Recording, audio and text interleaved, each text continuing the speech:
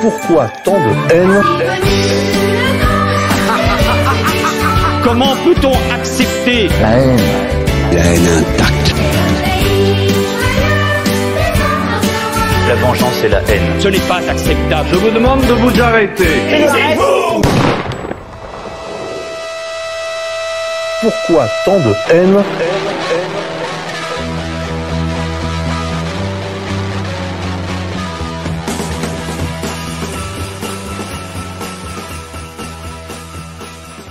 Cela fait une dizaine d'années que je pratique Rudi Reichstadt. J'ai fait sa connaissance, au propre comme au figuré, à l'époque où je travaillais avec un ami sur un ouvrage sur les attentats du 11 septembre 2001, prophétiquement intitulé « J'accuse la pandémie conspirationniste », sur le mode du pamphlet inversé. L'individu était alors un quidam complètement inconnu du grand public. Il tenait déjà le site Conspiracy Watch, qui n'était alors qu'un blog rudimentaire et marginal, qui s'attirait les railleries en raison de son outrancier positionnement néoconservateur et pro-israélien. Pendant des années, Rudi Reichstadt a végété dans les limbes d'Internet, même s'il avait, dès le départ, de solides amitiés dans les milieux sionistes. À un moment donné de son parcours, justement, les bonnes fées, ou les sorcières, cela dépend du point de vue, de la Fondation pour la mémoire de la Shoah, se sont pensées sur son destin et d'un coup de baguette magique ont augmenté son corps de vermisseau ailé destiné à l'insignifiance d'une paire d'ailes enchantées de la République grâce auxquelles il a pu s'élever irrésistiblement vers des hauteurs absolument insoupçonnables au début de la décennie 2010. Chers amis auditeurs, bonjour. Bienvenue pour cette édition de Pourquoi tant de haine, le magazine des génocides imaginaires. J'ai le plaisir de recevoir à nouveau François Belliot, journaliste, essayiste, à notre micro pour nous entretenir d'un sujet qu'on vous avait promis, souvenez-vous, lorsque nous avions parlé de Charlie, puis aussi précédemment encore du Bataclan. Nous vous avions promis que nous parlerions de l'anticonspirationnisme. François Belliot, bonjour. Bonjour. Merci d'accepter notre invitation. Alors, je rappelle à nos auditeurs que vous aviez d'une certaine façon commencé ce travail, ce travail qui a donné donc le lieu à un livre intitulé L'anticonspirationnisme mis à nu à travers l'imposture, Rudi Reichstadt, aux éditions Le Retour aux sources. François Belliot, vous aviez en fait commencé ce travail avec le premier chapitre, non pas le premier chapitre, la deuxième partie de votre ouvrage sur Charlie, l'enquête impossible. Vous aviez consacré déjà tout un travail, je dirais, préliminaire à cette question de l'anticonspirationnisme. Et vous avez, je crois, été poussé à poursuivre ce travail en choisissant finalement la figure de Rudi Reichstadt comme fil rouge de votre travail. Est-ce que vous pouvez nous dire un peu plus, pour revenir sur la jeunesse de ce livre, revenir sur ce que vous nous disiez dans cette deuxième partie, dans ce deuxième chapitre, première partie de votre livre sur Charlie? Oui. Alors pour rappel, le livre sur Charlie, c'est un livre en 4 parties, en fait, avec 4 angles d'attaque. Et l'analyse du discours anticonspirationniste, originellement, c'était l'angle d'attaque principale que je comptais adopter. Je n'avais même pas imaginé traiter le procès des attentats. Comme ça fait ça fait des années, je connais très bien le discours anticonspirationniste. D'ailleurs, dans la bibliographie, je renvoie à tous les ouvrages qui ont été publiés sur le sujet ces dernières années. Donc je m'étais bien rendu compte qu'il y avait notamment depuis 2015 ce qu'on pourrait appeler alors, en fait ça vient de bien plus loin, mais une accélération de la mise en place de dispositifs anticonspirationnistes avec un discours anticonspirationniste que je vais dire assez maintenant parce que c'est un peu long, c'est pour ça que j'acronymise, qui présente des caractéristiques immuables d'une affaire à une autre. Et une fois qu'on a repéré ces caractéristiques, et aussi il faut bien préciser que ce discours AC est tenu par un nombre d'acteurs invariables, c'est-à-dire ça fonctionne comme une mafia avec des cooptations, ne vient pas dans le club qui veut. On peut imaginer qu'il y a des séances préparatoires, des faux pas à ne pas commettre, des points faibles sur lesquels insister. Donc quelque chose d'extrêmement structuré et qui en creux, une fois qu'on l'a identifié, permet à peu de frais de se faire une idée sur une affaire qui mettrait des années, voire des décennies pour être élucidé. Donc pour le massacre de Charlie Hebdo, qui s'appelle l'enquête impossible, c'était particulièrement adapté parce que vu que c'est une enquête impossible où tous les trous, toutes les fenêtres, les ouvertures sont bouchées, certaines permettent quand même de deviner qu'il y a quelque chose de louche, mais ça ne suffit pas. Le discours anticonspirationniste est un révélateur d'une manipulation, éventuellement d'une opération sous faux drapeau. Oui, on peut parler presque de service après-vente. En fait, l'anticonspirationnisme, c'est l'équipe chargée de gérer justement les inconsistances, les insuffisances de l'opération elle-même. Et c'est vrai, vous rappelez dans l'introduction très justement, vous avez constaté depuis 2000, presque depuis 2000, on va dire depuis le 11 septembre 2001, bien sûr, un début de mise en place de cet appareillage qui était déjà en germe en France, mais on peut dire sa professionnalisation, sa mise en place définitive jusqu'en 2022 en fait. Vous nous tracez un segment plus court. Vous retenez la date de 2011-2022. Vous rappelez les nombreuses affaires et c'est vrai que quand on regarde la liste, on est saisi par, j'ai envie de dire, par la continuité et l'omniprésence en fait de ces anticonspirationnistes. Ça va donc du 11 septembre. Alors alors ça c'est le 11 septembre, ça c'est simplement pour préciser que ça vient d'un peu plus loin. En fait, j'aurais pu commencer à JFK ou même pourquoi pas la Révolution française si on va vraiment jusqu'au bout. Mais bon, il faut à un moment prendre une limite. Si on est dans le contexte franco-français, on va dire le plus récent, la borne temporelle, c'est l'affaire Dieudonné de janvier 2014 et ensuite le massacre de Charlie Hebdo de 2015. C'est là qu'il y a un envol en fait de ce discours anticonspirationniste, anticomplotiste, alors l'autre bande temporelle, c'est le 11 septembre, effectivement, où ça quand même c'est ce qui a déterminé d'ailleurs Rudy à se mettre au travail et au service de la communauté nationale pour sauver l'humanité. Ouais. Alors quand même, pour rappel, pour que nos auditeurs comprennent bien, ça ne se cantonne pas à JFK le 11 septembre et Charlie ou l'hypercachère, mais encore une fois, donc JFK, le 11 septembre, les guerres d'Afghanistan, la destruction démocratique de la Libye, dites-vous, et de la Syrie, la mort de Ben Laden en 2012, son cadavre jeté aux requins, on se souvient, du haut d'un porte-avions américain. On pourrait même parler là aussi de la mort accidentelle, je mets des parenthèses, de l'équipe chargée de sa récupération au Pakistan. Également l'affaire Mohamed Merah, voilà, qui s'est produit, rappelez-vous, dans l'entre-deux tours de l'élection présidentielle de 2012, le lynchage politico-médiatique de Dieudonné, donc par Manuel Valls, le massacre de Charlie Hebdo, la prise d'otage de l'hypercachère, bien sûr, qui est contemporaine, et puis les attentats du 13 novembre 2015, et enfin, pourrait-on dire, la crise migratoire de 2015, parce que là aussi, on peut dire que les anticonspirationnistes sont intervenus pour nous expliquer que l'immigration tout était normal, était un phénomène naturel. C'est comme les oiseaux, comme la migration des oiseaux, absolument. Donc ils étaient présents aussi dans cette grande crise qui d'une certaine manière n'avait pas de contour. Là, vous parlez en plus de la mise en branle de l'appareil de l'éducation nationale. Enfin, la mise en place de la DILCRA.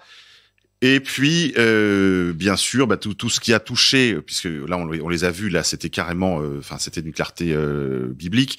On les a vus aussi se mobiliser au moment de la crise pseudo-sanitaire du Covid-19, du rhume 19, jusqu'au tout dernier épisode, qui était ce documentaire. Je sais pas si vous l'avez vu. Je suppose que vous êtes passé à d'autres choses, mais il y a eu un documentaire qui est passé il y a très très peu de temps, il y a peut-être une quinzaine de jours, sur les antennes de France 5, intitulé La fabrique du mensonge, quelque chose de cet ordre. Ouais, il y en a un tous les 6 mois. Ouais. Voilà, et il y avait évidemment toute la fine équipe. Bon, il y avait évidemment que des gens de la tribu de Lumière, et puis bien sûr Rudi Reichstadt, Tristan Mendes Anti-France, et quelques autres, et un nouveau venu dans le club, j'ai envie de dire, qui est rentré avec pertes et fracas dans le club de l'anticonspirationnisme, Monsieur Pasternak. Vous savez, le chroniqueur qui avait épinglé le général de Lavarde. Avec un visage déformé par la haine. Voilà. Oui. On aurait dit Trotsky réincarné, hein. Ah, il faut pas lui mettre une arme entre les mains, lui. Hein. Ah non, c'est sûr. Il a des colères meurtrières. Première chose que je voudrais dire à nos auditeurs sur ce livre, parce que personne ne vous le dira, d'abord parce que personne ou presque personne n'invite François Belliot, parce que les travaux de François Belliot d'une certaine manière brûlent les doigts, la vérité en France n'a plus cours. Alors évidemment, première chose, ce livre est plein de vérité, dans le sens où on sent l'esprit droit qui cherche à comprendre, qui cherche à élucider. Parfois même, parlez-vous de certains aspects qui pourraient être gênants pour vous. Vous n'hésitez pas à montrer les limites, je dirais, de notre équipe de chercheurs. Donc la vérité occupe l'essentiel des pages de votre travail, et pas seulement celui-ci. Je pense aussi à vos essais sur la Syrie, et évidemment votre enquête impossible sur Charlie Hebdo. Mais aussi, et c'est peut-être le plus remarquable dans votre ouvrage, François, c'est le style. Vous avez une plume très sûre, vous écrivez merveilleusement bien, vous trempez votre plume dans l'ironie, on rit au long des pages, ce qui rend la lecture d'autant plus agréable, bien sûr, parce que la compagnie de Rudi Reichstadt n'est pas vraiment extrêmement agréable, mais vous la rendez supportable par l'ironie et je dirais, oui, la malice que vous arrivez à mettre dans votre travail, qui aurait pu être autrement plus aride et fastidieux en réalité. Hein. Donc vraiment, je voudrais saluer quand même le François Belliot, homme de lettres. C'est un exercice de style compliqué de s'essayer à la littérature avec un sujet aussi difficile et ennuyeux que Rudi Reichstadt. Vous arrivez à le rendre intéressant, passionnant même. Et puis on voit que vous avez des lettres. Je voudrais juste lire une petite l'incipit que vous avez mis au début de votre ouvrage, une situation de la Bruyère, après deux belles citations de Baudelaire. L'on voit des hommes que la faveur pousse d'abord à pleine voile.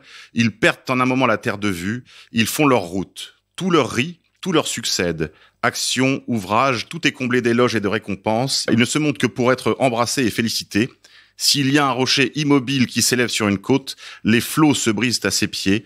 La puissance, les richesses, la flatterie, l'autorité, la faveur, tous les vents ne l'ébranlent pas, c'est le public où ces gens échouent. Alors évidemment, je pense que vous pensiez, en écrivant ces lignes de citation de la Bruyère à notre pauvre Rudi Reichstadt, qui en effet n'a pas de public. Un public captif, on va dire. Un public captif. Alors, vous vous rappelez justement au début de votre ouvrage que Rudi Reichstadt a commencé... Y compris les enfants. Hein. Oui, y compris les enfants. Vous le rappelez d'ailleurs sous la houlette de la young leader Najat Vallaud-Belkacem. C'est elle qui a été vraiment à la manœuvre dans la mise en branle de l'éducation nationale au service de l'anticonspirationnisme. Mais malgré tout, vous rappelez que finalement, sans l'aide de la fondation là pour la mémoire de la Shoah, sans les financements, il y a tout un chapitre qui est consacré à cela, Rudi Reichstadt serait resté probablement un petit blogueur dans les confins de l'internet, une luciole, dites-vous, avant que de devenir un astre du paysage audiovisuel français.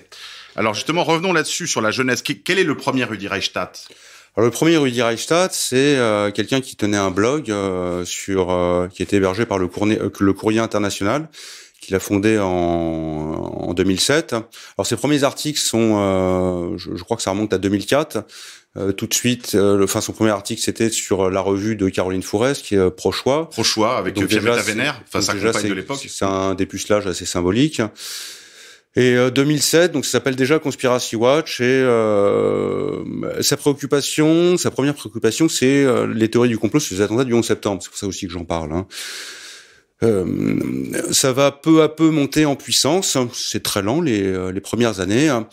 Et peu à peu, ça s'agrège. On voit des thèmes qui apparaissent. Assez rapidement, le soutien aux groupes pharmaceutiques, les bienfaits de la vaccination, c'est assez curieux avec le recul. Hein. Un positionnement anti-russe, anti-syrien, anti-Venezuela, des critiques de plein de personnalités comme Chouard, il déteste Chouard, Étienne Chouard, Kémy Séba, Alain Soral, Dieudonné. Donc ça commence à il commence à se développer, mais ça reste un blog. C'est vraiment un blog qui n'a pas de relief particulier et qui d'ailleurs est considéré. Je rapporte toutes sortes de commentaires de gens qui étaient confrontés à l'époque, et moi-même j'y étais confronté à l'époque. Et je peux vous dire avec le recul, c'est hallucinant que quelque chose d'aussi insignifiant et de très engagé aussi, parce que c'était déjà perceptible à l'époque qu'il était vraiment dans la galaxie, dans la nébuleuse néoconservatrice, de manière extrêmement typique, sans aucune originalité particulière, très impersonnelle, avec tous les éléments de langage traditionnels. Donc il a très vite été identifié comme on va dire un collabo, voilà, pour ou un traître au service du système. Vous avez signalé très tôt le pied à l'étrier que lui a mis le couple Wener Caroline Fourest. Vous rappelez également qu'il écrit dans la revue La Règle du jeu, qui est à l'époque la revue du...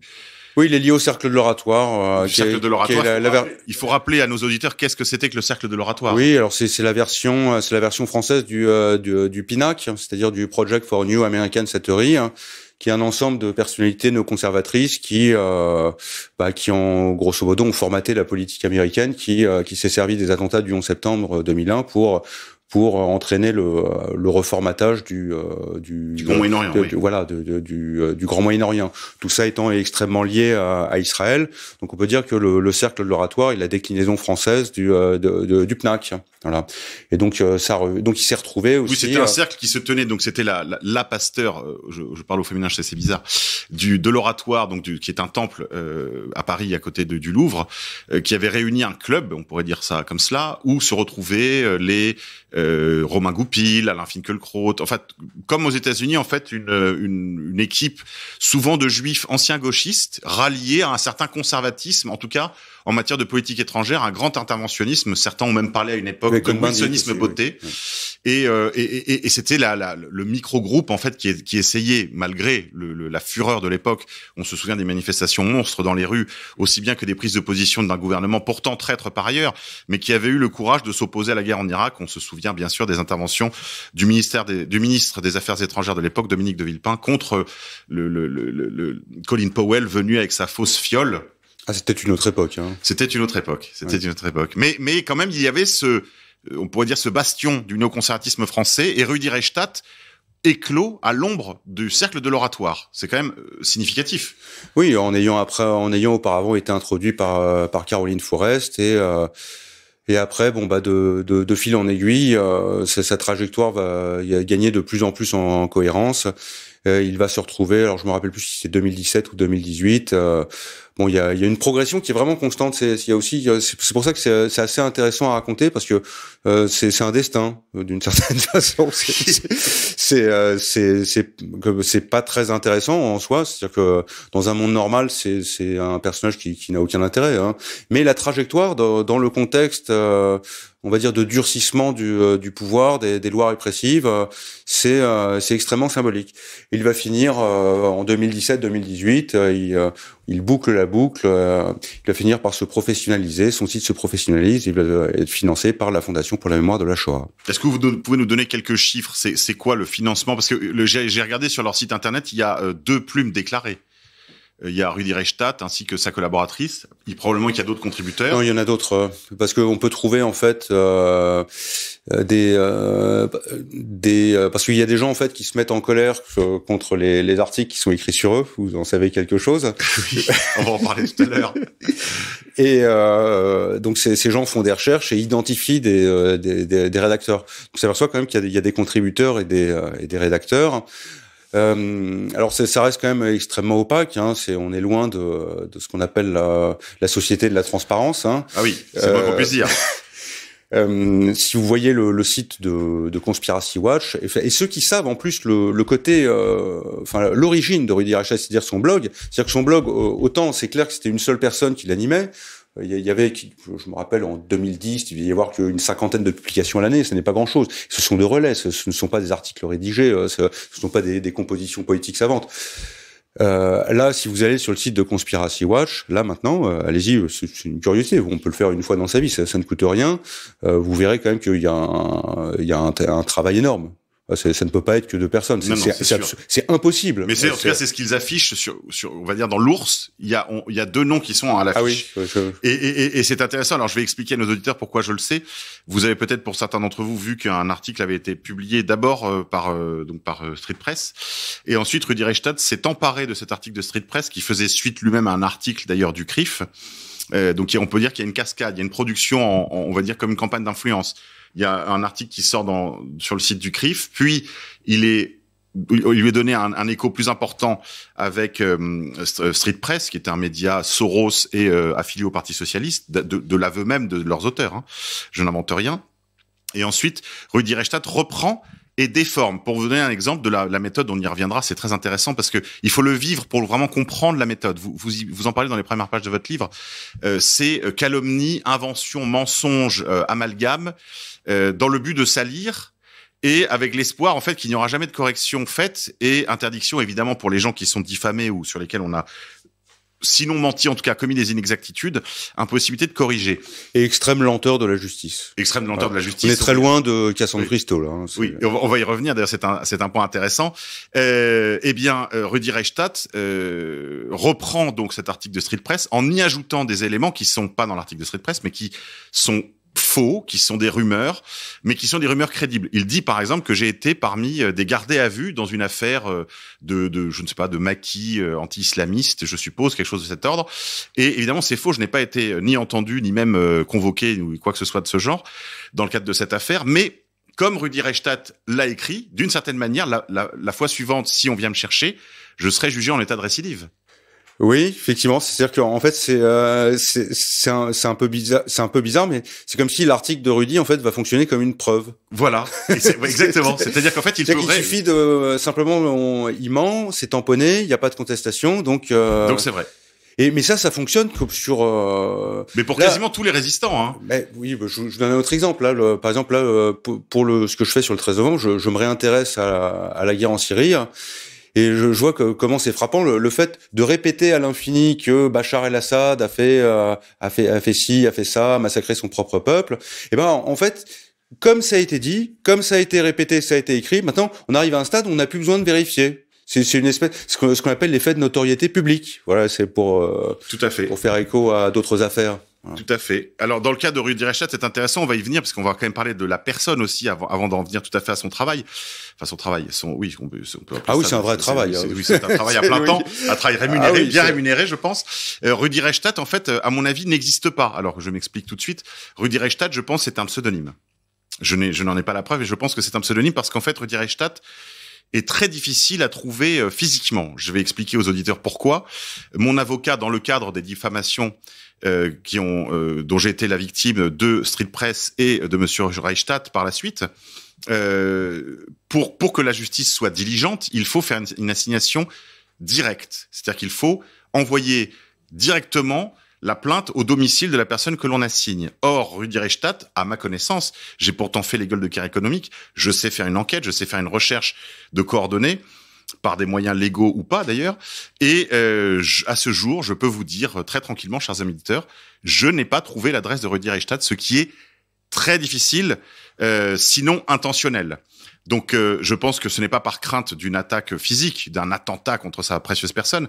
Je pense que c'est d'abord et avant tout pour éviter justement les assignations directes. Donc, je n'ai pas pu me défendre parce que sinon, cela demanderait une assignation indirecte, c'est-à-dire un dépôt de plainte qui mettra des années à être instruit si jamais un juge d'instruction voulait se saisir de cette affaire. Oui, et ce qu'il faut préciser aussi, c'est que l'article reste. L'article reste. Voilà. C'est-à-dire que pendant c'est une durée indéterminée très très longue, vous allez avoir un article diffamatoire vous concernant. Et quand on fait des recherches, généralement ce sont Conspiracy Watch est quand même assez bien référencé. Voilà, c'est le hasard là aussi, hein, voilà, n'est-ce pas? Donc ça participe de ces campagnes de diabolisation. C'est une guerre de l'information. C'est de la guerre, tout à fait. C'est une guerre de l'information. Oui. Mais alors justement, qui est Rudi Reichstadt, François Belliot? Je suis comme vous, je ne peux pas le dire. C'est une biographie qui est une biographie intellectuelle. Oui, on peut dire ça, mais parce que c'est quelqu'un qui en même temps paradoxalement on dit que on ne sait pas qui il est, mais il est. Ça faisait des mois que j'avais pas relu ce livre. J'ai été de nouveau impressionné. En fait, je me suis dit, mais c'est pas possible. C'est-à-dire qu'il y a une omniprésence dans tous les médias écrits, les médias radio, les médias télévisés, participation à la réalisation de documentaires, collaboration avec l'IFOP, participation à des colloques avec l'éducation nationale, avec la fondation Jean Jaurès. C'est-à-dire qu'il y a une partie apparente du personnage, ce qu'on pourrait appeler son masque, on va dire. C'est-à-dire qu'il y a un masque omniprésent, qui permet de dessiner une continuité biographique, mais qui en même temps est un peu curieuse parce que, en fait, moi je vous dis, je ne sais pas. On a très peu, on a pour ainsi dire aucun élément biographique sur Rudi Reichstadt. Là, je suis en train de faire les portraits des terroristes du 13 novembre. excusez-moi, là, je fais l'amalgame avec le mot terrorisme, mais c'est vrai qu'il y a une forme de terrorisme intellectuel qui généralement prolonge le terrorisme. Et comme lui, il veut nous criminaliser comme terroristes, donc pourquoi pas. Quand vous faites le portrait des criminels et des terroristes du 13 novembre, vous avez les possibilités quand même d'avoir accès à des éléments biographiques. Là, dans ce cas-là, c'est un mystère. La seule chose que l'on sait de lui, c'est qu'il était étudiant à Sciences Po Aix. Ça, c'est vrai, oui, ça, c'est... parce que c'est quand même, pendant longtemps, ça a été son seul diplôme, et c'est vrai que ça faisait un peu, d'ailleurs, le CV du pauvre par rapport aux universitaires aux côtés desquels il s'affichait. Il a fait l'IEP d'Aix-en-Provence, il a été l'élève de Vincent Gesser. Je commence d'ailleurs. Il faut préciser que c'est une biographie, donc c'est vraiment, je suis la chronologie jusqu'à de 2004 en fait. Jusqu'à l'affaire de l'étoile jaune avec les antivax. Voilà, c'est ça. Donc c'est quand même, vous vous arrêtez tout récemment. Je m'arrête au 21 juillet 2021. Oui, 2021, oui, tout à fait. Ça va tellement vite. Oui, 2021 avec le discours d'Emmanuel Macron qui, je pense, restera dans l'histoire. Enfin, en tout cas, on s'en souviendra. Voilà, sur l'obligation vaccinale et le durcissement de la politique vaccinale. Alors, pas d'éléments biographiques sur les origines réelles de la personne Rudi Reichstadt, mais on a déjà évoqué donc sa mise en orbite. Peut-être dire un mot quand même de l'argent. Est-ce qu'on a une idée de ce que ça représente, le budget de quelque chose comme Conspiracy Watch? Aucune idée. Rien. On peut juste le deviner, parce qu'on sait... Alors, il y a une première source de revenus qui pourrait être l'Observatoire des radicalisations politiques, donc qui est une émanation de la Fondation Jean Jaurès. Qui elle-même est une fondation du Parti Socialiste. Oui, d'ailleurs, on pourrait savoir, ce serait intéressant de savoir, après les 2% d'Hidalgo, où vont aller les conseils de la Fondation Jean Jaurès maintenant. Mais ça, je pense, c'est plutôt des jetons de présence, ce n'est pas très important. Il a obtenu un emploi à la mairie de Paris. Alors de mémoire, c'est en février 2015. Ouais, février 2015. Alors je tiens à préciser. Je fais un parallèle. Il a une trajectoire comparable au faux héros de l'hypercacher qui s'appelle Lassana Bathily. Donc une histoire complètement romancée, une histoire de Maliens qui aurait sauvé des Juifs dans la chambre froide de l'hypercacher. Ce qui a été contesté par les Juifs concernés. Ah oui, tout à fait. Il y a un livre de Johan de Rail qui s'appelle Hypercacher qui dit que cette histoire est un mytho, enfin complètement inventé. Mais en même temps, une fois que c'est un mytho, c'est pas grave. De toute façon, toujours la même chose. Voilà, il servait. Donc là, on lui a ouvert toutes les portes. Il a été immédiatement naturalisé. Il a obtenu un emploi à la mairie de Paris. Donc voilà. Donc Rudi Reichstadt il devient délégué de signature je ne sais pas, je me rappelle à la jeunesse et les sports, un truc comme ça. Pourtant, il n'a pas l'air très sportif. Et je crois après que c'est directement la Fondation pour la mémoire de la Shoah, hein. Qui l'aspire et qui. Ouais, c'est ça. Donc emploi à la mairie de Paris, Fondation Jean Jaurès. Et ensuite, financement par la Fondation pour la mémoire de la Shoah. Et on ne sait pas l'étendue du financement, parce que si vous allez sur les comptes rendus annuels de la Fondation pour la mémoire de la Shoah, la FMS, ça peut se consulter, c'est intéressant, il y a des informations. Donc on apprend par exemple que il finance la LDJ et CW. D'ailleurs, je trouve ça marrant de voir que ces deux trucs sont financés ensemble, mais on ne sait pas à quelle hauteur. Voilà, donc. Mais bon, après, j'ai pas l'impression que ce soit quelqu'un qui soit très bling bling. Je pense que c'est pas quelqu'un qui va en vacances à Ibiza ou qui flambe dans les casinos. Il a pas l'air d'avoir ce profil. Non, il a plutôt le profil du soldat en mission. Un peu un moine soldat. Un peu moine soldat, un peu moine, oui, moine copiste soldat. Voilà. Il y a quelque chose de cela. Mais je pense qu'il doit habiter je pronostiquerais qu'il doit habiter un beau quartier et qu'il doit pas avoir de problème à la fin du mois. Alors. C'est tout ce qu'on peut lui souhaiter. Hein. On peut peut-être dire un mot de l'année 2015, l'année charnière, qui va vraiment être le début de la carrière de Rudi Reichstadt. Est-ce que vous pouvez nous en dire un peu plus? Là, vous y consacrez un chapitre, page 47 de votre. Oui, ça c'est c'est pour ça que je dis que le massacre de Charlie Hebdo a fait en quelque sorte Rudi Reichstadt. Et c'est aussi pour ça que parce que ces deux livres, je les ai écrits en même temps. C'est-à-dire qu'à un moment, j'ai fait une pause dans la rédaction de Massacre de Charlie Hebdo, l'enquête impossible, parce que je suis tombé là-dessus. Déjà, ça m'intéressait parce que c'est un sujet que je connais bien, qui me semble intéressant. Et forcément, je m'intéresse au Massacre de Charlie Hebdo, donc je vois le rôle de Conspiracy Watch, qui quand même a recensé, a répercuté toute la littérature anticomplotiste sur le massacre de Charlie Hebdo, qui dans son ensemble c'est vraiment ça n'est pas sérieux. Voilà, donc c'est fait sans le moindre contrôle, retenue ou précaution oratoire préliminaire. Najat Vallaud-Belkacem se trouve, je crois qu'on est le 15 janvier, donc c'est vraiment très près. On est une semaine après les attentats de janvier, justement de 7, 8, 9, Charlie Hebdo, assassinat de Clarissa Jean-Philippe et prise d'otage de l'hypercacher. Donc une semaine plus tard, elle se retrouve à recevoir toutes sortes d'organisations de lutte contre le racisme et l'antisémitisme. Donc là, vous imaginez la litanie. Oui, alors juste pour rappeler, il faut rappeler qu'à l'époque, il y a eu des incidents lors des minutes de silence, et donc il y a eu une prise de conscience que probablement déjà dans les masses. Mais ce n'était pas le sujet. C'est-à-dire que cette réunion était prévue de longue date. Mais c'est-à-dire qu'il devait parler de ces sujets qui sont quand même une préoccupation éminente, grande cause nationale tous les ans. Voilà, bien sûr. C'est la grande cause nationale. Pour 1 millier d'années, sans doute encore, et même ça suffira pas. 1 million, je pense pas sûr. Effectivement, là, vous signalez qu'il y a eu ces problèmes avec les minutes de silence, parce que les professeurs sont transformés en vecteurs d'éléments de langage gouvernementaux. Ils ne sont pas faits pour ça, mais on leur demande de le faire. Donc, il y a eu des incidents. Effectivement. Alors, la proportion, je ne sais pas, mais bon, en tout cas, c'est une réunion aurait dû être consacrée uniquement à la lutte contre le racisme et l'antisémitisme, ce qui n'est déjà pas mal. Mais on s'est retrouvé donc à discuter de cette minute de silence sifflé. Et donc du conspirationnisme. Et des théories du complot, du conspirationnisme. Qui ont cours dans les cours de récréation.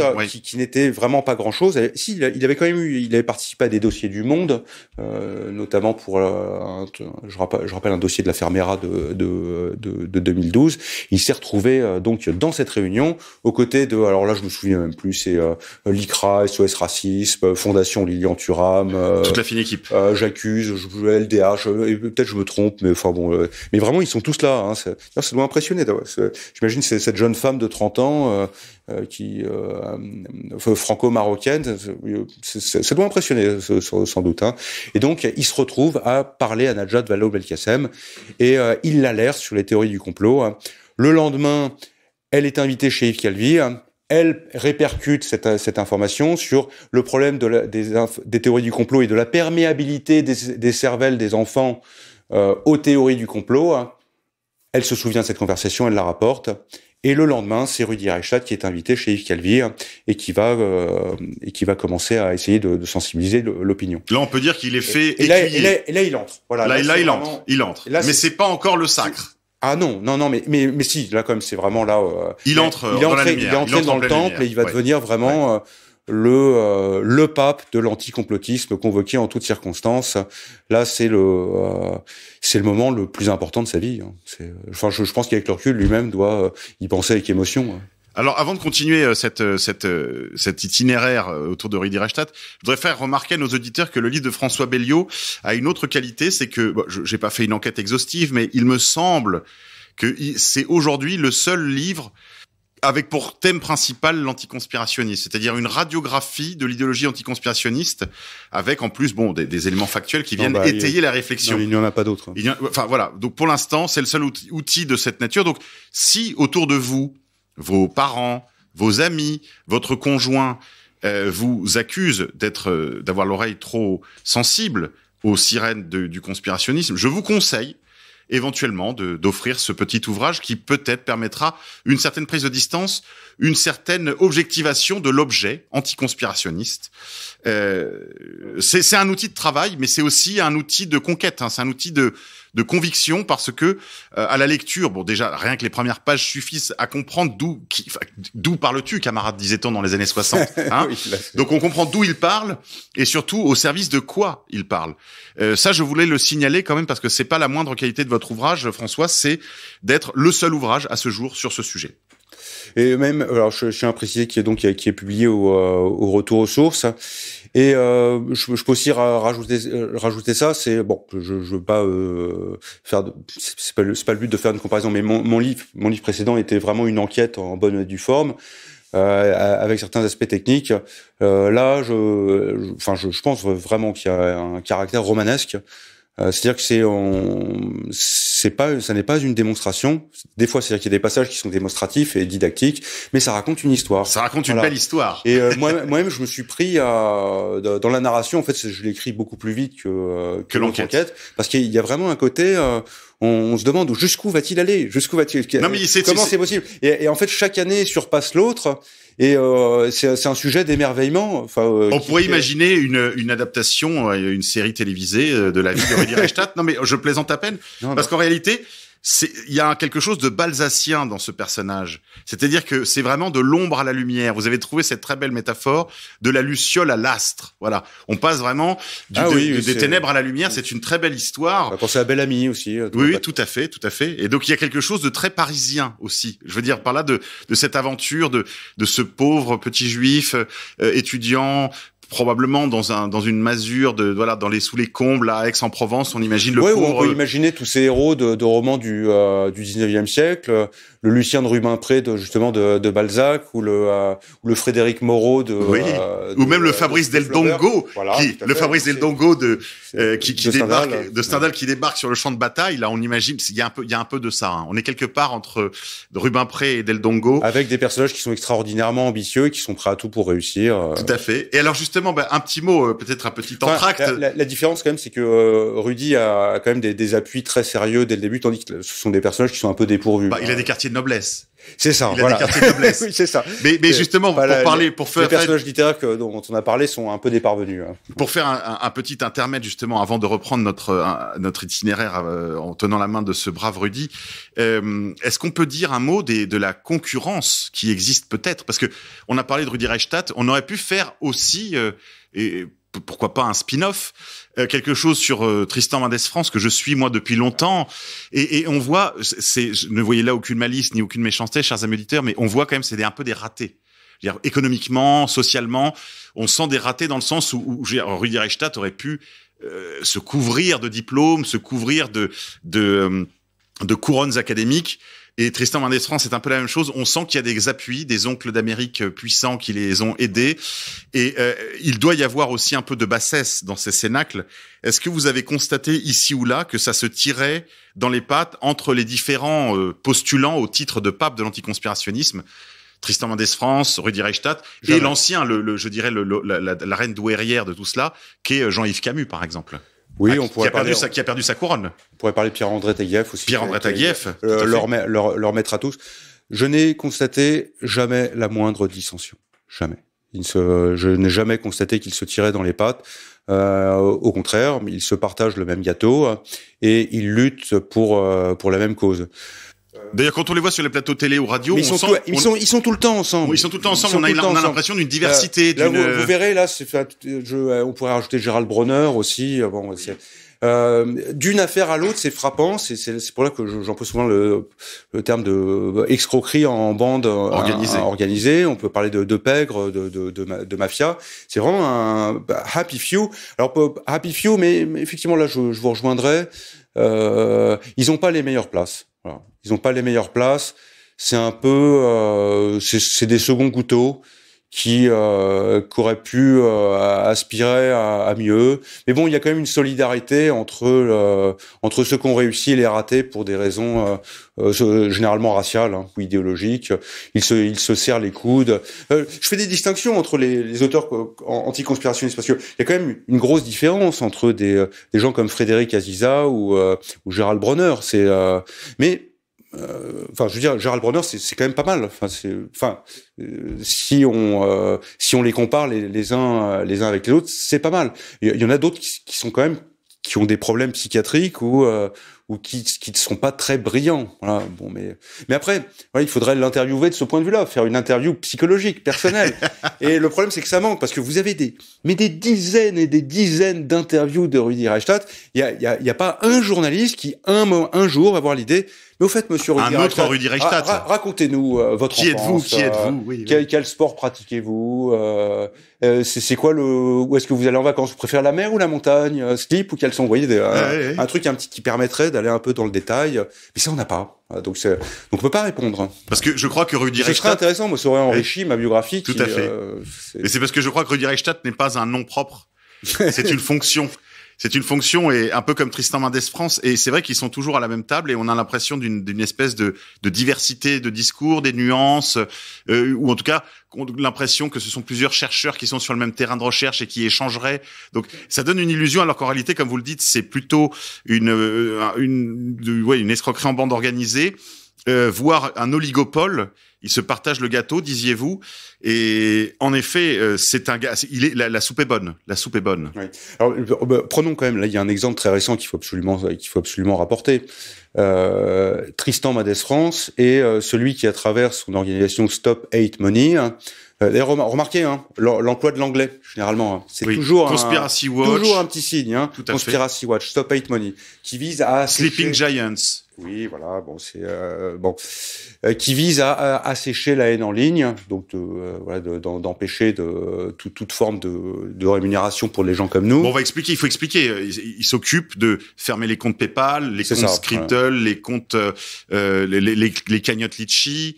Les comptes en banque même. J'ai eu le cas avec un camarade là qui est sur la radio sur les ondes électroniques, Lou Divergent, qui a vu son compte bancaire personnel fermé suite aux démarches des Sleeping Giants, et Stop Hate Money qui s'occupe principalement de cette affaire monétaire. D'ailleurs, ça va si loin que des gens se sont organisés. Je sais pas si vous avez eu connaissance de ça, François, et ont créé une organisation qui s'appelle, je crois, les Corsaires, qui a pour but de contrer les campagnes des Sleeping Giants et de Stop Hate Money, les campagnes de boycott des grandes marques annoncées par exemple sur CNews, les campagnes pour l'éviction de tel ou tel journaliste. Là, je pense à Éric Zemmour, le dernier en date. Mais quelle que soit l'opinion que l'on cherche finalement à asphyxier économiquement, la riposte commence à s'organiser. Mais voilà, ça c'était pour dire quand même un mot intéressant de savoir que ça existe. Voilà. Alors après, pour aller au fond de l'affaire, je ne sais pas, j'ai pas de contact avec eux, mais prudence quand même avec ces corsaires. On ne sait pas qui c'est, donc il faut toujours vérifier. Jusqu'à ce qu'on sache qui ils sont. Parce que malheureusement, il y a toujours ce phénomène de contestation contrôlée qui doit systématiquement être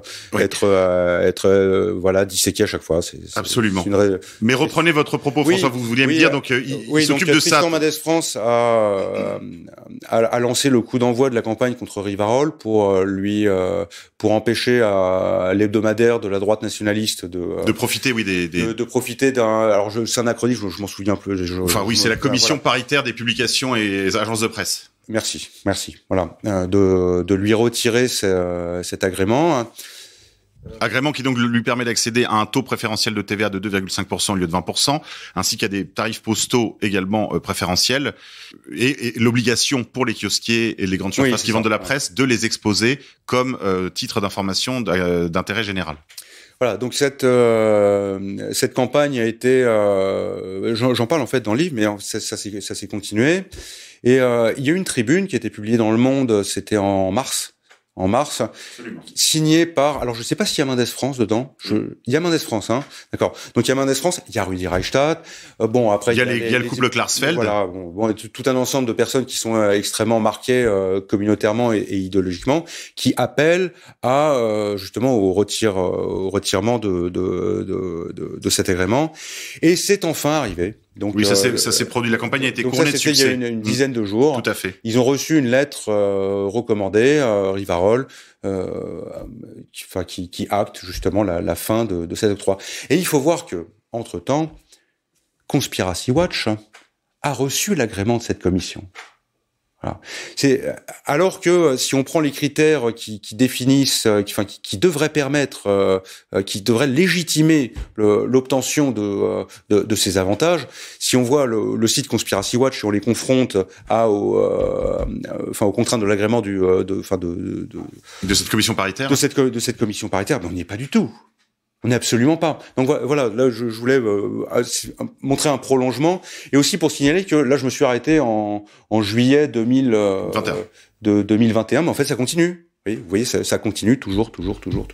Oui, c'est vrai que le dernier épisode en date, vous avez raison de le rappeler, François, c'est cette cette campagne contre Rivarol qui a été immédiatement couronnée de succès. Hein. C'est-à-dire que bon, en moins de 2 mois, la commission paritaire s'est pliée aux desiderata du couple Klarsfeld et des 2 archevêques de l'anticonspirationnisme, Rudi Reichstadt et Tristan Mendès France. À qui je dois d'ailleurs, je le signale en passant, parce que quand on en a un sur le dos, en général, on les a tous. Hein. Je dois mon éviction de Twitter. Tristan Mendès France était acharné contre moi parce qu'il est très en colère que j'ai publié une émission qui a toujours les faveurs d'ailleurs de YouTube et de d'autres plateformes. Sur le Talmud, qui s'intitule Le Talmud dévoilé. Alors, ils ont tenté, une petite équipe anonyme a tenté un débunkage, comme ils disent toujours l'anglais, disiez-vous, un débunkage de cette émission de radio, totalement adossé, en fait, à un document historique qui a plus d'1 siècle, hein, il date de 1898, sous la plume de l'ancien rabbin, qui est devenu prêtre catholique en Russie, le père Pranaïtis, sur le Talmud dévoilé à destination des chrétiens. Et évidemment, ce document est très ancien, il est complètement, je dirais, comprouvé par l'histoire, par son ancienneté, et ils ont tenté cette petite vidéo de débunkage, mais devant l'échec, je crois que cette vidéo a dû faire peut-être moins d'une centaine de vues, alors qu'on est à plusieurs dizaines ou presque une centaine de milliers de vues sur la vidéo sur le Talmud dévoilé. Il ne leur reste qu'une seule option, évidemment, l'interdiction. C'est toujours la même chose, c'est interdire le débat parce que nos opinions ne sont pas des opinions, ce sont des délits, François Belliot. C'est frappant d'avoir, en fait, d'être toujours dans une rhétorique qui est haineuse, qui appelle à l'interdiction, à l'assèchement financier, à l'emprisonnement, des méthodes vraiment extrêmement laides et ce qui me permet quand même de préciser que le discours anticomplotiste est un discours de structure raciste. C'est-à-dire que si vous remplacez le mot complotiste ou le mot conspirationniste par youpin, bico ou négro, ça marche aussi. Vous êtes, il y a un effet saisissant. Ouais, un effet saisissant parce que c'est exactement du même type. C'est un discours de structure raciste. Et c'est assez, c'est quand même, c'est même, il n'y a pas de mots, en fait. C'est au-delà de scandaleux, c'est au-delà de, nauséabond. Tout ce que, là, c'est vraiment, il y a quelque chose qui colle pas, vous voyez, c'est de traiter ce qu'on appelle des termes englobants, péjoratifs, qui mettent tout dans tout un sac. Je veux dire, ils devraient quand même se souvenir d'où ils viennent. Utiliser ce genre de méthodes ignobles qui ont abouti à des pogroms et des meurtres de masse, ils font la même chose. Ils font la même chose avec ceux qu'ils appellent les complotistes et les conspirationnistes. Je veux dire, on n'est pas loin des appels au meurtre au bout d'un moment. Oui, d'ailleurs, parfois ils emploient des expressions de ce genre. Je ne sais plus qui a utilisé l'expression pour le directeur de Rivarol. Elle parlait de il faudra bien éliminer cet individu. Donc en fait, là, on est, comme vous le dites, presque à l'appel au meurtre, à peine voilé. Oui, alors après, c'est un euphémisme. Ils vont dire éliminer, c'est parce qu'en plus, on est bien d'accord, c'est absolument pas productif de tuer quelqu'un en pleine rue, au milieu de sa famille. C'est-à-dire qu'il y a plein de moyens. Mais il y a plus besoin de ce qu'on appelle les outils. Il y a plus besoin. C'est la mort sociale. C'est la mort sociale. C'est on empêche la personne de vivre, de respirer, et elle meurt en silence sous les crachats et je peux prendre l'exemple et dans l'oubli, voilà, et eux ils sont très contents parce qu'ils disent pas vu pas pris. Voilà, c'est Je peux prendre l'exemple de Cassandre Fristo que j'ai eu la joie de rencontrer ce week-end. J'étais en Alsace avec nos camarades alsaciens, on a fait une petite incursion sur le mont Saint-Odile qui est vraiment le lieu saint de l'Alsace, c'est la sainte patronne de l'Alsace. Cassandre a eu la gentillesse de venir faire cette visite avec nous. Et lorsque nous déjeunions, je lui ai demandé un peu des nouvelles de sa situation personnelle, de sa situation économique. Et elle me disait que c'était ça qui était visé, bien sûr. D'abord, des condamnations pécuniaires à plus de 10 ou 20 000 euros. Si on fait les additions, hein, ça va très loin. Et puis, l'impossibilité pour elle d'avoir une activité économique, tout simplement, parce que elle ne peut pas demander un travail même de caissière parce qu'elle serait obligée de dissimuler ses diplômes. Et donc, si elle dit les diplômes qu'elle a, on va lui demander, mais madame, pourquoi vous n'êtes-vous pas enseignante comme vos diplômes vous y destinent? Et donc, tout de suite, la question viendra. Et puis, elle me disait, tout le monde fait des recherches, même en Allemagne, l'Allemagne qui est un pays voisin de là où elle vit, elle pourrait aller chercher du travail en Allemagne, mais partout, maintenant, on googleise, et immédiatement, c'est la mort économique, la mort sociale. Donc, je lance un appel d'ailleurs à nos amis auditeurs qui sont dans la région de Lorraine. Si vous avez une entreprise où une jeune femme, une belle jeune femme d'une petite trentaine d'années pourrait consacrer son énergie à recevoir vos clients, recevoir vos partenaires, faire du travail de secrétariat, de traduction, enfin toute chose qu'elle pourra détailler avec vous. Ayez la gentillesse, s'il vous plaît, d'écrire par exemple au journal Rivarol qui je sais a ses coordonnées et qui fera suivre. Faites-vous connaître, s'il vous plaît, pour que Cassandre Fristo ne reste pas dans cette situation économique qui est vraiment terrible. Et évidemment, c'est ça qui était visé lorsqu'on lui a interdit même de passer le balai, me disait-elle, dans un établissement scolaire. Aujourd'hui, Cassandre Fristo est interdite d'approcher des élèves, y compris pour nettoyer les classes. C'est complètement fou, tandis que lui, Rudy, peut s'approcher de plus en plus près des enfants. Alors justement, parlons un peu de cela, parce que nous allons reprendre notre incursion. Oui, je tiens quand même préciser ce qui caractérise le site Conspiracy Watch, si on y va un peu dans le détail, c'est que c'est un site de délation. C'est-à-dire que c'est comme s'il dresse des listes noires avec des portraits. Vous avez évoqué le vôtre, effectivement, où vous pouvez rien corriger, vous pouvez pas contacter les personnes, vous pouvez pas attaquer en justice. Ce truc reste, et vous avez des dossiers comme ça qui sont. C'est-à-dire qu'on voit des gens qui patiemment dressent des listes avec des projets qui sans doute ne sont pas très catholiques. Tout à fait. Enfin, des arrière-pensées, pardon. Et c'est alors. On parlait tout à l'heure de l'école avec Najat Vallaud-Belkacem, vous parliez de cette rencontre. La consécration, c'est quand même le 9 février 2016. Peut-on revenir à cet événement, François ? Ouais. Là, c'est vraiment l'entrônement, quoi, le couronnement de Rudi Reichstadt. Que se passe-t-il le 9 février 2016, François ? Après cette réunion donc de janvier 2015 où contre le racisme et l'antisémitisme où Najat Vallaud-Belkacem a dû subir les assauts toujours pressants de ce genre d'instances, a été organisé au Muséum d'histoire naturelle de Paris, ce que j'appelle un peu un Grenelle du complotisme. Ce n'est pas été qualifié comme ça à l'époque, où voilà une grande journée de sensibilisation au péril, surtout auprès des jeunes, que représentent les théories du complot. Donc 300 acteurs ont été invités. Alors évidemment, oui, il faut préciser, c'est que on parlait de sources de revenus de Rudy, mais toutes ces réunions, associations, etc., c'est pas de l'argent à eux, Non, c'est de l'argent étatique. C'est dans notre poche. C'est de l'argent des impôts. Oui, c'est-à-dire que d'une façon ou d'une autre, ils vont prendre l'argent dans notre poche et c'est avec ça qu'ils se financent. Voilà. Donc ce genre de truc, donc on détourne les moyens de l'État. Et donc Rudy, là, c'est de l'abus de bien social en réunion. Oui, enfin bon. Et donc Rudi Reichstadt va se retrouver à être le monsieur loyal de cette grande réunion, faisant le discours inaugural de cette grande journée de sensibilisation aux théories du complot. Bon, après, il participe à une table ronde. Alors, il faut voir que dans cette journée, on va retrouver tous ses potes qui, les années passées, se retrouvent dans différentes affaires, différents projets. Je raconte l'histoire d'un canular un peu pourri qui s'appelle Conspi Hunter. Bon, voilà, c'est effectivement là, c'est une consécration parce que là, c'est pas simplement j'ai une réunion privée avec chez Najat Vallaud-Belkacem. Là, c'est officiel. C'est en fait, il entre en quelque sorte comme conseiller de l'Éducation nationale. C'est peut-être la plus grande victoire de cet anticonspirationnisme, c'est d'avoir tenté de contrer en fait la guerre de l'information auprès des plus jeunes qui se déroulait sur les réseaux sociaux.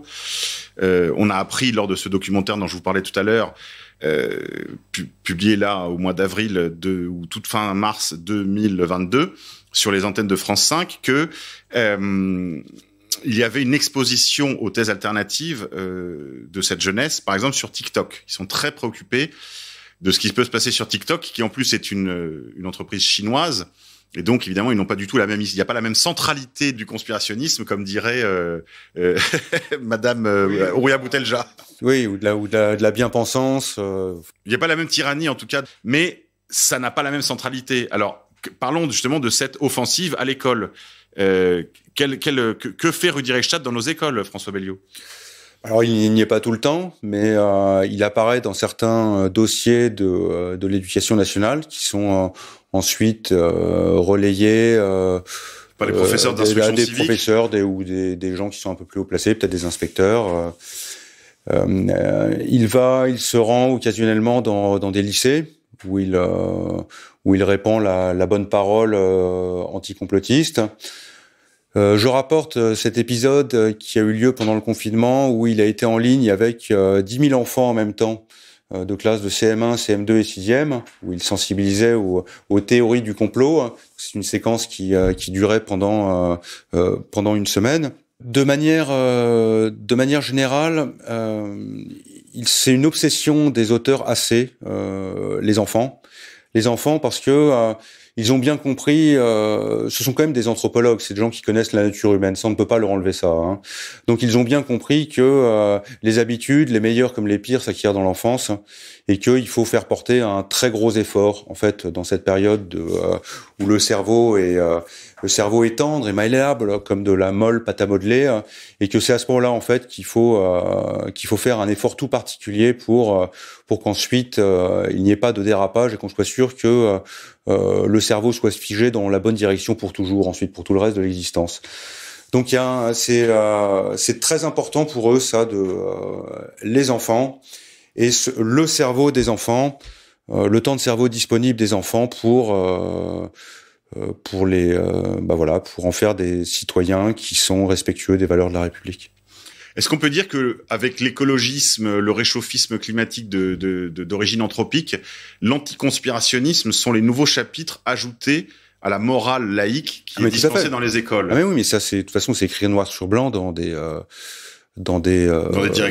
directives ou des rapports que j'ai pu lire. De l'éducation nationale. C'est très important. Ça fait partie de la fabrique du bon citoyen. Comment on appelle ça? C'est pas le bréviaire, disons un credo, voilà, un certain nombre d'articles de foi. C'est une religion. Oui, on peut dire ça. Dans la mesure où on ne donne pas aux enfants le recul suffisant pour savoir si, par exemple, ce serait intéressant d'expliquer que tous les auteurs anticonspirationnistes viennent d'un monde bien particulier, très connoté idéologiquement.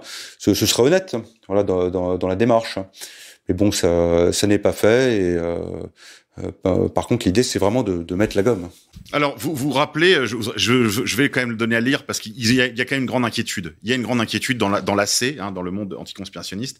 Une grande inquiétude. Et Rudi Reichstadt, d'ailleurs, plus le temps passe et plus il est inquiet.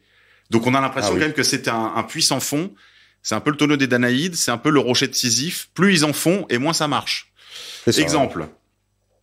Donc ça, c'est sous la plume de Rudi Reichstadt. Compte rendu donc de l'étude donc sur son site, en date du 7 janvier 2018, sur donc la première étude vraiment sur la pénétration des théories conspirationnistes dans la société. Les attentats de janvier 2015 ont mis en lumière l'existence au sein de la société française d'un courant d'opinion complotiste tangible. Depuis, les inquiétudes sont croissantes quant à la circulation des théories du complot dans l'espace public ou encore de fake news, toujours l'anglais, susceptibles d'influer sur le cours d'une élection.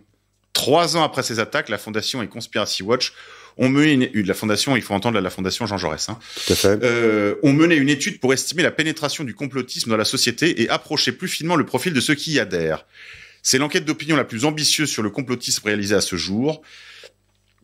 Alors, le complotisme est un phénomène social majeur qui concerne dans sa forme la plus intense pas moins d'1 Français sur 4. Seul 1 Français sur 5 y semble hermétique. La plupart des théories du complot soumises à l'échantillon recueillent des niveaux d'adhésion préoccupants. Comparativement à leurs aînés, les jeunes sont nettement plus perméables aux théories du complot, sauf certaines d'entre elles, portant par exemple sur le réchauffement climatique ou l'immigration. Le conspirationnisme est corrélé avec le vote populiste, de gauche ou d'extrême droite.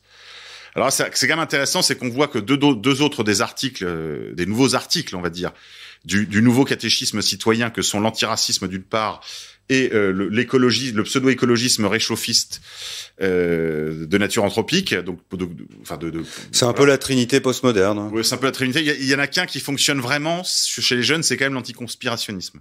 Enfin, pardon, c'est le complotisme au contraire.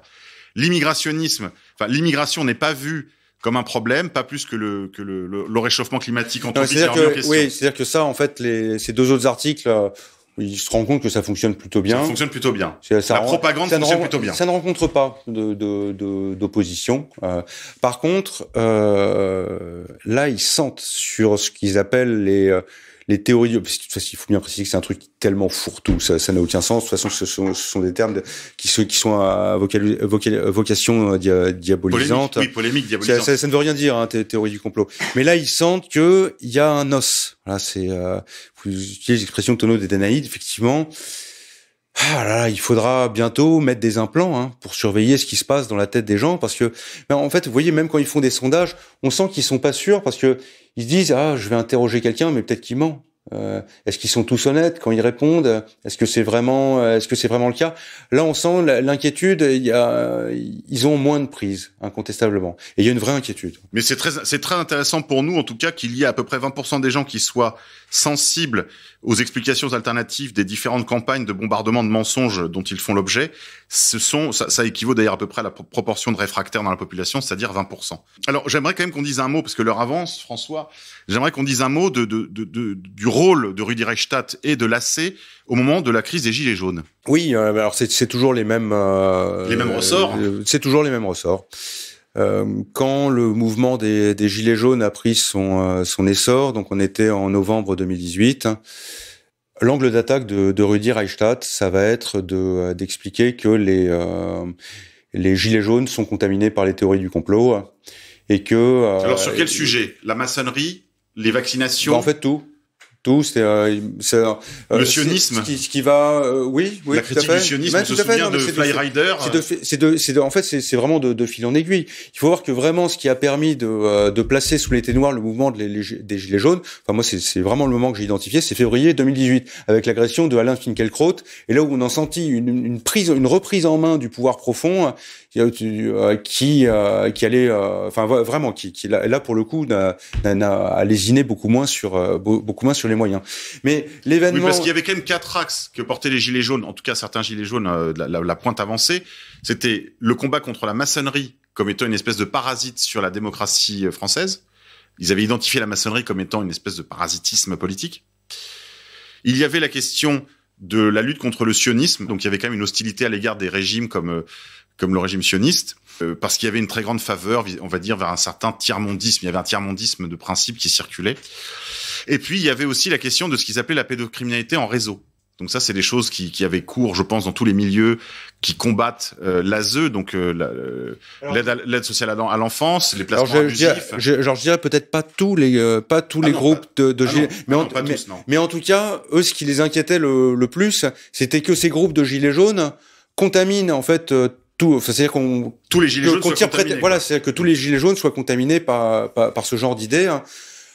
Bon, donc ils ont été caricaturés comme complotistes, et ce qui a déclenché le mouvement, en fait, ce qui a permis de cristalliser cette accusation, c'est l'attaque du marché de Noël de Strasbourg. Donc je crois qu'on était en décembre 2018. Oui, un attentat sous faux drapeau qui n'a pas fonctionné. Les Gilets jaunes n'ont pas. Je donne tout le détail de l'affaire. Moi-même, je ne tranche pas, mais dans tous les cas, que ce soit une opération sous faux drapeau ou pas, déjà de 1. Qu'est-ce qui interdit de se poser la question? On a le droit de se poser la question. Les Gilets jaunes se sont posé la question à haute voix. Ils se sont posé la question. Maintenant... Et de là, dites-vous... Mais à partir de là, on n'a parlé que de ça. C'est-à-dire qu'on en a profité pour les réduire, en fait, à ce genre de point de vue, et ce qui a permis de les amalgamer à la mouvance complotiste. Et après, par la suite, si vous prenez tous les articles ou tout ce qui est relayé sur les Gilets jaunes par Rudi Reichstadt, c'est uniquement cet angle d'attaque. Voilà, c'est-à-dire que le problème des Gilets jaunes, c'est qu'ils font progresser les théories du complot, le conspirationnisme, eux-mêmes sont des conspirationnistes, et du conspirationnisme à l'antisémitisme, et etc. Il n'y a qu'un pas, quoi. Collusion avec l'extrême droite, dangereuse, voilà, et par capillarité, voilà, on arrive à une diabolisation. Mais alors, une question, François Belliot. Et je me rappelle, c'était Alain Soral qui avait dit ça dans une interview, enfin, ou je me rappelle plus, une intervention tout au début du mouvement des Gilets jaunes. Il disait que les Gilets jaunes vont découvrir qu'ils sont antisémites. Mais ça, c'était tout au début, alors qu'ils ne l'étaient pas du tout. Mais effectivement, de fil en aiguille, et là, on pourrait revenir à février 2018, où ils ont vraiment été, il y a eu une réductio à antisémitismus. Voilà, mais alors, justement, une question, François, disons les choses très franchement. Est-ce que, à cet égard, les Rudi Reichstadt, les Tristan Mendès France, est-ce qu'ils n'ont pas raison sur ce point? Est-ce que, de proche en proche, à s'apercevoir qu'on nous ment, vous voyez, que notre député s'occupe pas de nous, mais qui s'occupe de sa maîtresse et de ses avantages en nature, que la loge du coin n'est pas préoccupée par le bien-être, par le bien commun, mais plutôt par la reconstruction du troisième temple et la fabrication d'un homme nouveau, que la Ligue laïcarde de l'éducation nationale, au lieu d'apprendre à nos enfants à lire, à écrire, à compter, est préoccupée plutôt d'en faire des mutants fluides en termes de genre. Est-ce que de proche en proche, tout ça ne nous amènerait quand même pas, vous voyez, à s'approcher de la question, d'abord des complots, puis des attentats sous faux drapeau, puis des attentats sous faux drapeau aux manipulations de la géopolitique internationale, à l'antisémitisme. Est-ce que c'est entièrement faux? Est-ce qu'on ne constate pas une pente qui conduit progressivement d'une découverte à une autre? Oui. Parce que ce qui s'est passé avec les Gilets jaunes, c'est un phénomène qu'ils ont correctement identifié. C'est-à-dire, c'est le premier pas qui coûte.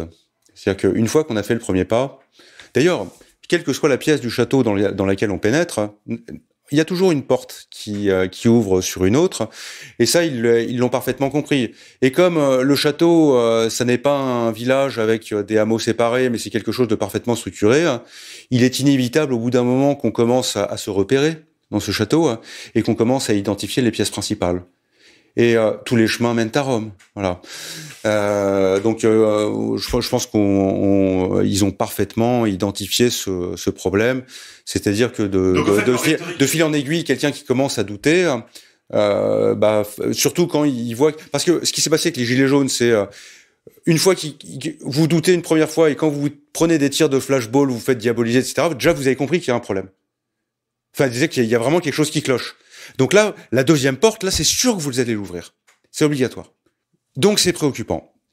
Donc, vraiment la chose la plus importante dont il faut se préoccuper, c'est surtout que la première porte ne soit jamais ouverte. Voilà. C'est ça, tout l'effort doit porter là-dessus. Et d'où leur très grande détermination à frapper très fort sur tout ce qui amène, en fait, à douter de la narration officielle sur tous les sujets. Parce que quand on entend, par exemple, François, vous voyez, tout à l'heure, on parlait du réchauffisme anthropique, le nouveau dogme pseudo-écologique du réchauffisme anthropique. Pourquoi, à chaque fois que quelqu'un interroge ce nouveau dogme, ce nouveau catéchisme pseudo-écologique, immédiatement, on nous parle des chambres à gaz. On nous dit, ça commence par le réchauffement climatique, puis ça finit dans les chambres à gaz.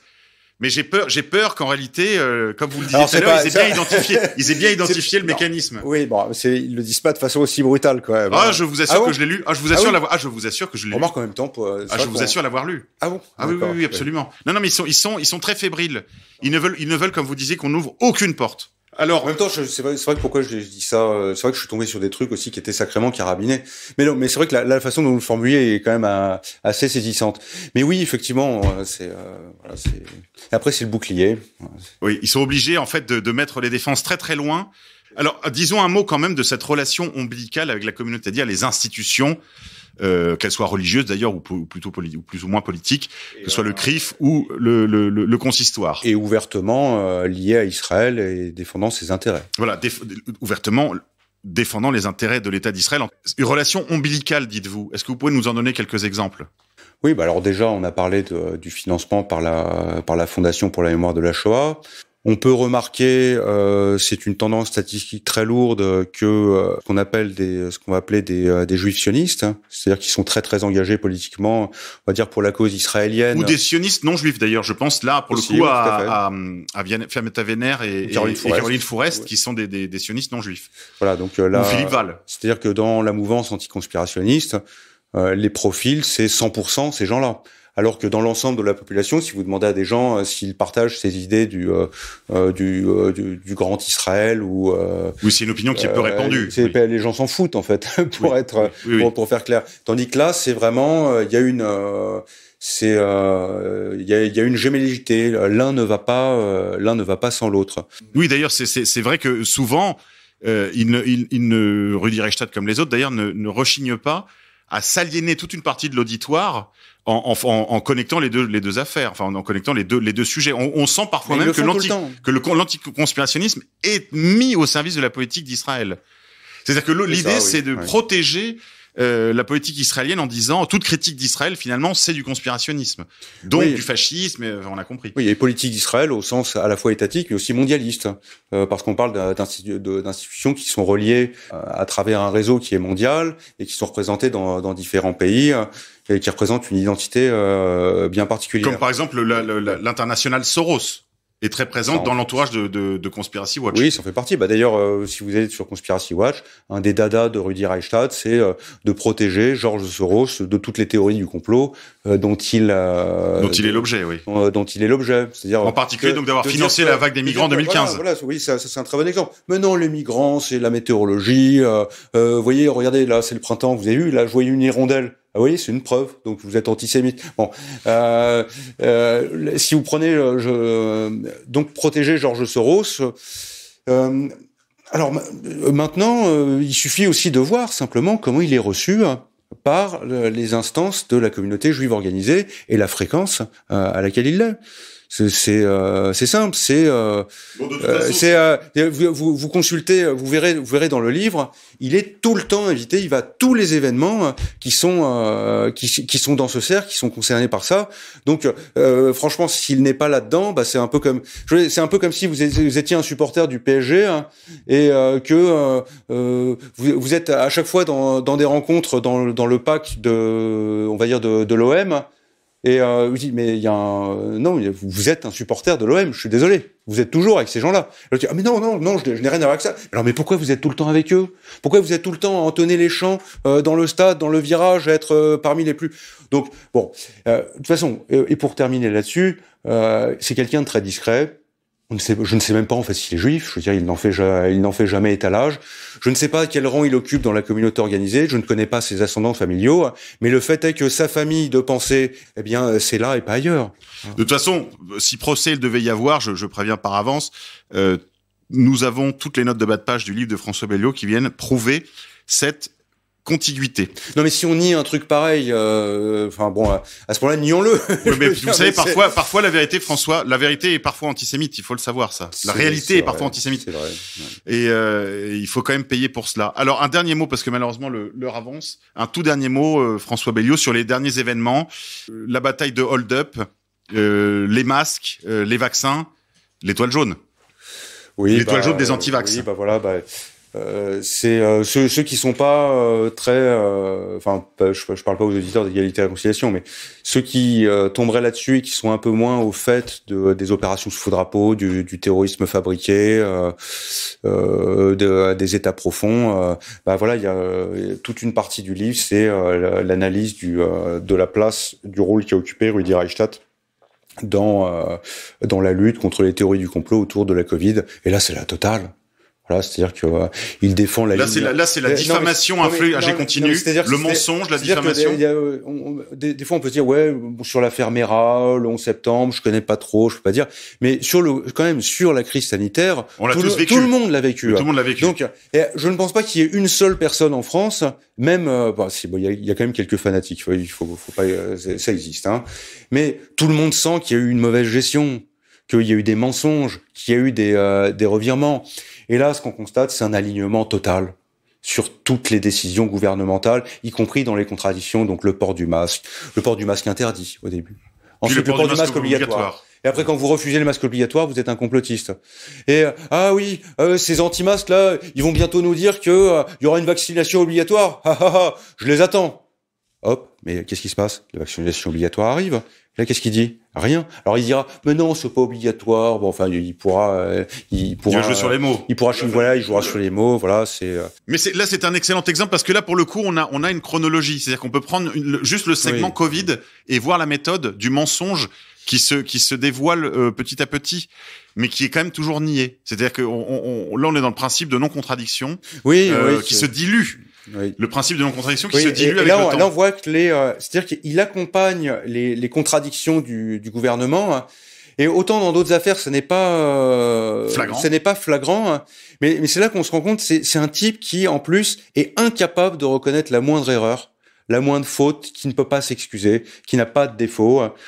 Tout le reste, ce sont ces salauds de complotistes. Et là, je reviens à un discours de structure raciste. C'est toute cette racaille, tous ces complotistes, conspirationnistes là, qui n'importe quoi, qui sapent la démocratie, qui etc. Alors je voudrais signaler parce que justement il y a des gens quand même qui se sont réveillés à gauche sur l'emploi de l'anticonspirationnisme comme politique comme police politique, comme police de la pensée. Et signaler la parution du livre du comité invisible intitulé Manifeste complotiste, je crois, ou Manifeste conspirationniste. Vous m'excuserez, je ne l'ai pas sous les yeux. Très facile à retrouver, donc sous la plume de Julien Coupat et du comité invisible, Manifeste complotiste, je crois, qui est une sorte de réponse à Rudi Reichstadt et à l'emploi politique par l'oligarchie de l'anticonspirationnisme, qui est véritablement, comme je le disais tout à l'heure, une sorte de service après-vente, une sorte de service d'accompagnement des conséquences des politiques publiques. François Belliot, merci beaucoup. Un petit mot de conclusion, François, pour nos amis auditeurs. Qu'est-ce que vous leur enjoignez si leur maman, leur compagne, leurs voisins les mettent en garde contre leur propre pente anticonspirationniste? Que faire? Que dire? Alors ce qui est très difficile, c'est qu'une fois qu'on a accepté que le discours anticomplotiste était justifié, hein, il y a comme une forme de croyance, de foi inébranlable. C'est pour ça que c'est dangereux. Hein, c'est une espèce de virus qu'on peut choper. Ça, je peux quand même le mettre en garde. C'est très dur en fait de revenir. De revenir d'une croyance anticomplotiste. Donc les discussions je dirais en l'état des choses, sont malheureusement à peu près impossibles. De toute façon, nos ennemis l'ont bien compris. C'est pour ça qu'ils font en sorte qu'il y ait une digue sur un tabou religieux, voilà, ouais. Ça, une digue infranchissable entre nous et les autres.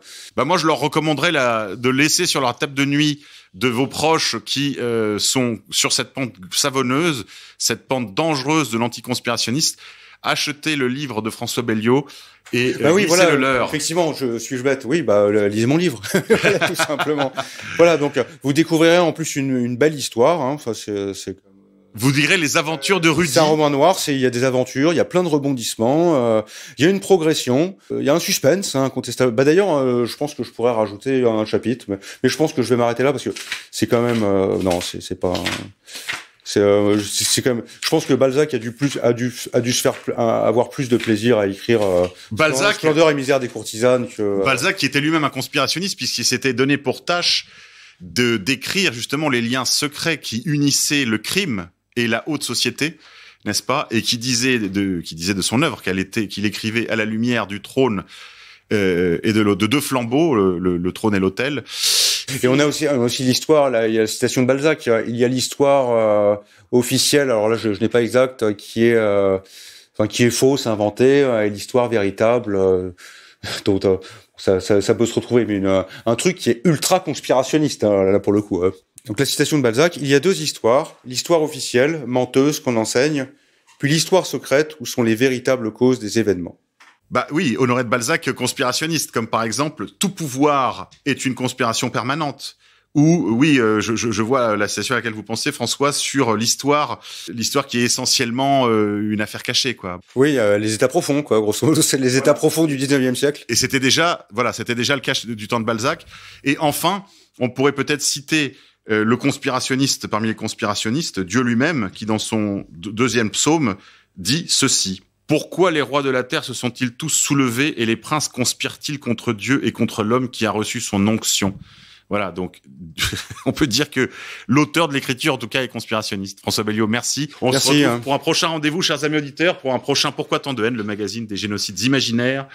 Je vous enjoins à nous soutenir financièrement, si vous le voulez bien, en souscrivant au financement associatif sur le portail d'égalité et réconciliation qui contribue à l'entretien, à l'enrichissement de nos projets, aussi bien la rédaction de Combat dirigée par Pierre Debrague que toute la rédaction de ERFM sous la direction de Yann Purdom.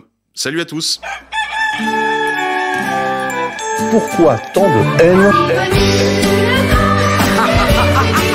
Comment peut-on accepter La haine. La haine intacte.